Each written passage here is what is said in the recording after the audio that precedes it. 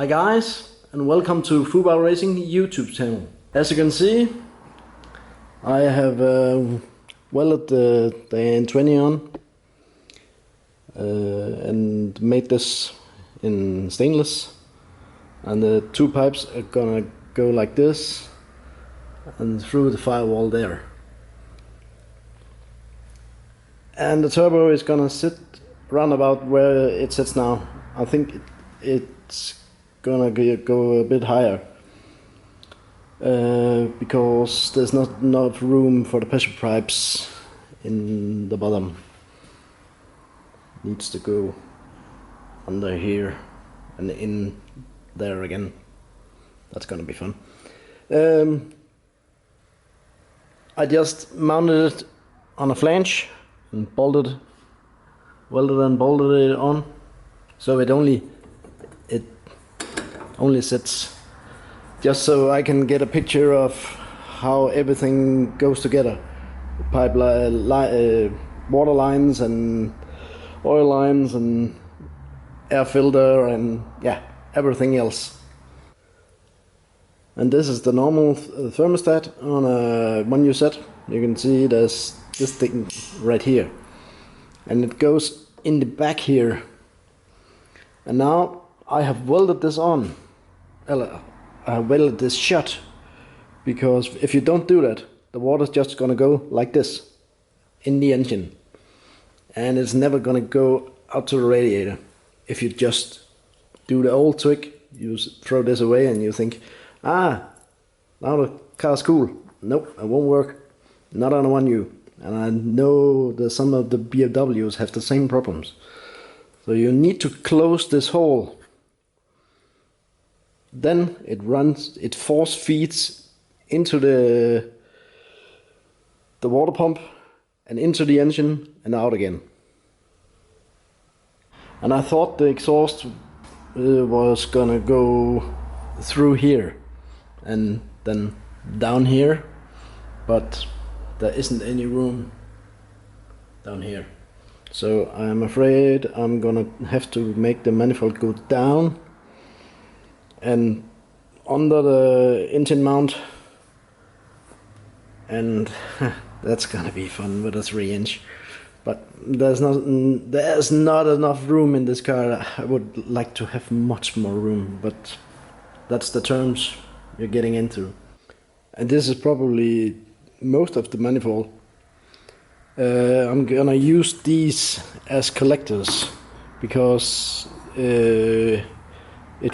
when you measure it out, 4 of these pipes fit in this one, and this one goes to this one, and that pipe fits in a T3 flange. That's about the same. That's 2 inches inside. So I normally buy these, and I weld all 4 pipes in, and I squeeze here, and then you get something looking like this. It's much easier than cutting the pipes into each other. If it's the right way or no, I don't know. It's gonna be made in iron because it's cheaper. We're gonna try to keep the cost down. And I bought a bunch of stuff. AN20 lines, pipes for the manifold, you've seen that. A new flange, T4 with studs. That's how I like it. And there was a lot of stuff down here as well. More fittings, air filter for catch tank, B-bank clamps for exhaust, and these are the bulkhead fittings. This should be right here.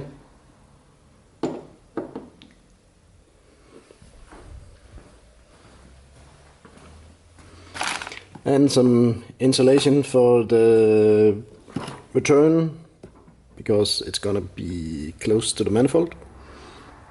There was a lot of other things, hangers for the exhaust and flex pipe.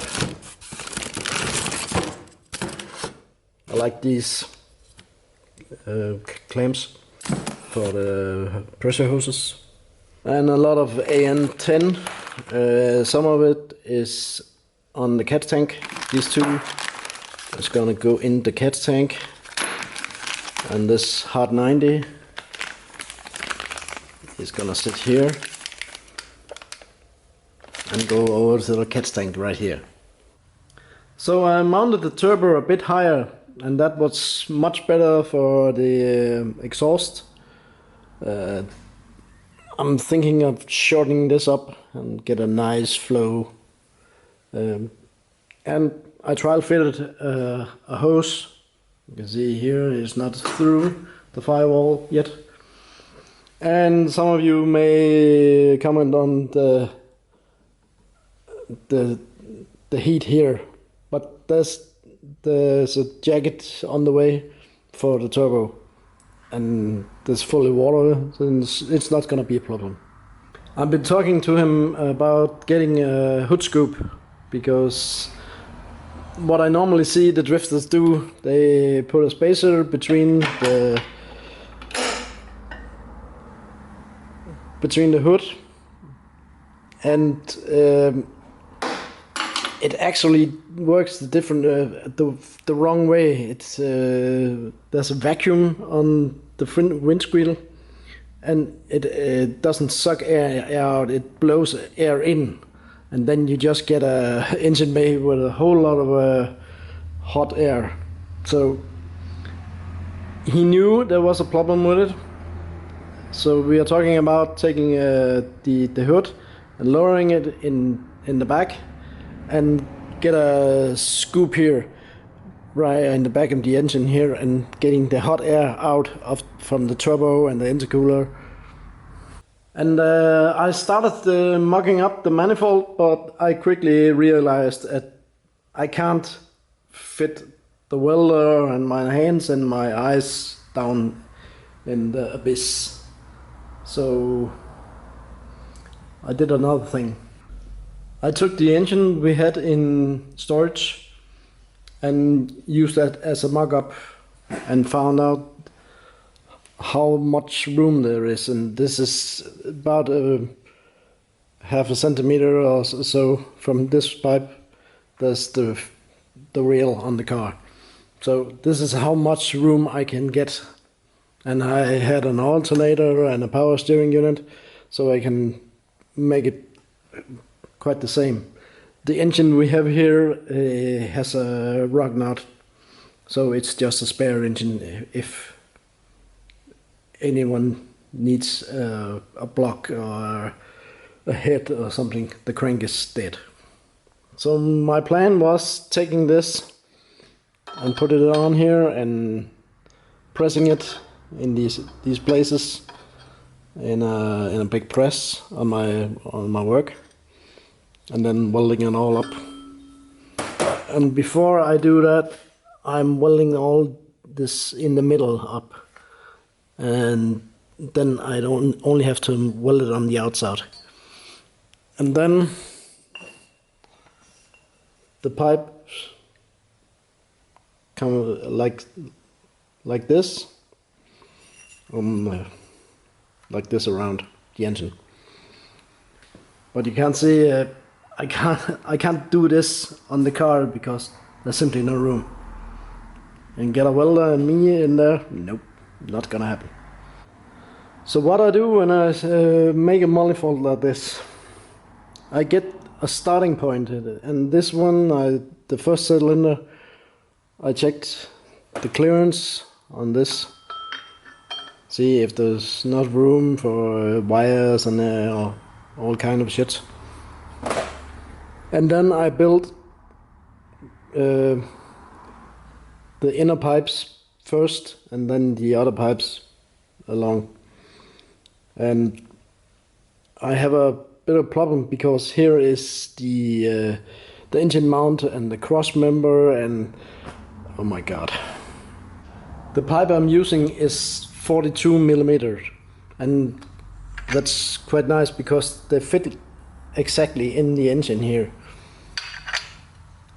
The Lexus is pretty simple to make manifold too, because they use round pipes, not oval or square or like LS where it's square. No, it's a Viper engine. It's square and oval and yeah, five different things in the exhaust port. So this is the next one. I'm gonna make this goes over to here, and then still trying to keep the clearances to get a bolt and some tools on it, but it's not gonna be simple on this manifold.